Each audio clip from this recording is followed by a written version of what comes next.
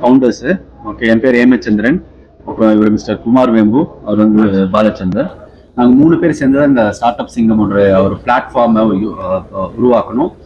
டிவியில் எல்லாம் பார்த்துட்டு இருப்பீங்க, ஸ்டார் விஜய் டிவியில் வந்துட்டு இருக்கு. ஸோ இதோட நோக்கம் என்னன்னா, ஃபர்ஸ்ட் வந்து செலிப்ரேட் ஆண்டர்பிரினர்ஷிப். இப்போ வந்து ஒரு செலிபிரிட்டிக்கு வந்து என்ன தேவை? கைத்தட்டலும் விசில் சத்தம் தான்.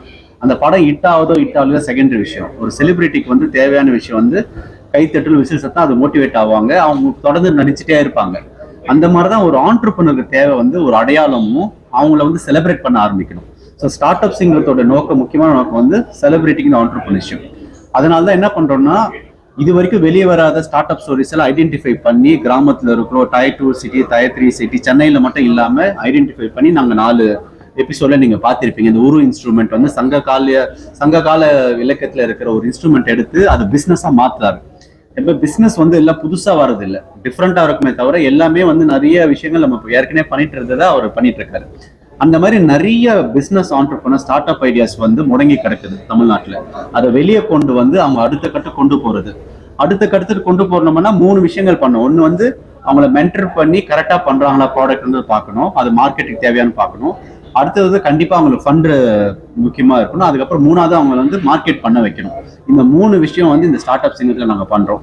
இந்த ஸ்டார்ட் அப் சிங்கத்துல வந்து அவங்க வரும்போது இப்ப இருக்கிறத விட அடுத்த கட்டத்துக்கு போறதுக்கான எல்லா முயற்சிகளும் நாங்க பண்ணிட்டு இருக்கோம். இதுதான் ஸ்டார்ட் அப் சிங்கத்தோட நோக்கம். இப்போ சமுதாய முன்னேற்றம் அப்படின்னு பாத்தீங்கன்னா, இப்போ நம்ம கவர்மெண்ட் ஆஃப் இந்தியா வந்து 2047 நம்ம வளர்ந்த நாடு ஆகணும் அப்படின்றோம். வளர்ந்த நாடு ஆகணும்னா தனிநபர் வருமானம் வந்து இப்போ இருக்கிறதுல இருந்து ஒரு கிட்டத்தட்ட 10 மடங்கு அதிகரிக்கணும் மாதிரி. 2வது விஷயம் பார்த்தீங்கன்னா, நம்ம மாநிலத்துல வந்து ஒரு $1 trillion எக்கானமின்றத சொல்றோம். இங்கேயும் தனிநபர் வருமானம் இன்க்ரீஸ் ஆகணும்னு சொல்றோம். இப்போ வளர்ந்த நாடுகள் எல்லாமே பார்த்தீங்கன்னா, அவங்க வளர்ந்ததுக்கு முக்கியமான காரணம் வந்து நிறைய பிஸ்னஸ் அங்கே இருக்கிறது. நிறைய பிஸ்னஸ் வந்து அவங்க இருக்கிற பாப்புலேஷனுக்கு ப்ராப்ளம் சால்வ் பண்றதை மட்டும் இல்லாம வெளி மாநிலங்களுக்கு, வெளிநாடுகளுக்கு நிறைய ஏற்றுமதி செய்யற மாதிரி அவங்க பொருட்களை, அந்த மாதிரி பிஸ்னஸ்களை உருவாக்குறது. அதுல தான் வந்து நம்ம இன்னும் கொஞ்சம் வாழ்க்கை தரத்தை உயர்த்த முடியும், தனிநபர் வருமானத்தை உயர்த்த முடியும். அப்போ அதுக்கு வந்து இந்த ஸ்டார்ட் அப்ன்றது ரொம்ப முக்கியமானது.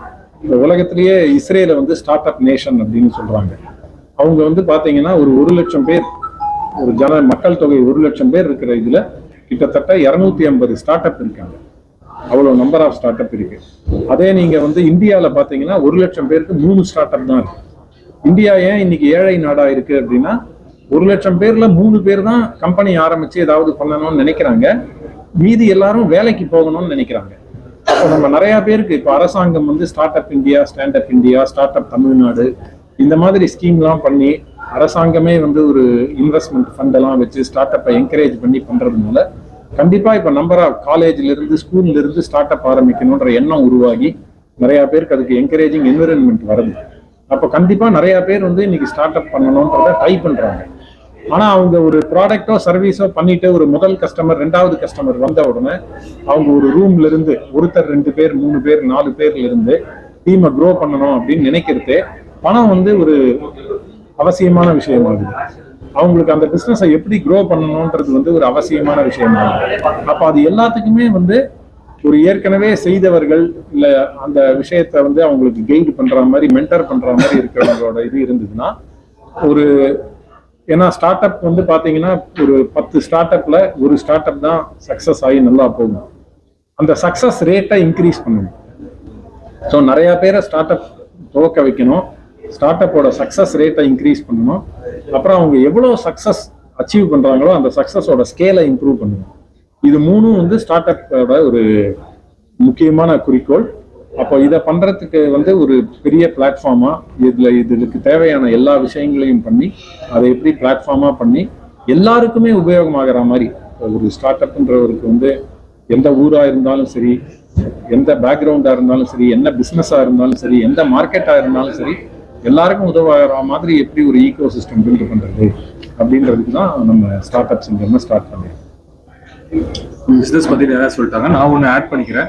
ஸ்டார்ட் அப் சிங்கம்ன்றத ஷோ வந்து நிறைய பேர் பார்த்து நிறைய வாழ்த்து சொல்லிட்டு இருக்கீங்க. யார் யார் பார்க்கலையோ கண்டிப்பா போய் பாருங்க. விஜய் டிவில 11:30 to 12:30, அதுக்கப்புறம் ஜியோ ஹாட்ஸ்டார்ல இருக்கு. அதுல பாத்தீங்கன்னா இப்போ வந்து எல்லா குழந்தைங்கள்ல இருந்து வயசானவங்க வரைக்கும் எல்லாரும் பாக்குறாங்க. நம்ம வந்து வெறும் ஒரு singing competition, dancing competition, cooking show தான் வந்து என்டர்டைன்மெண்ட் அப்படின்னு இல்லை. ஒரு பிசினஸை வந்து எப்படி எல்லா பாமர மக்களும் புரிஞ்சுக்கிற மாதிரி ஒரு ஷோ எடுத்து வந்து உங்களுக்கு ப்ரொடியூஸ் பண்ணி கொடுத்துருக்கோம். நீங்களாம் அதை பார்த்து வந்து எல்லாரும் ஸ்ப்ரெட் பண்ணணுன்றது எங்களோட விஷ். தேங்க்யூ. தேங்க்யூ. ரொம்ப நன்றி.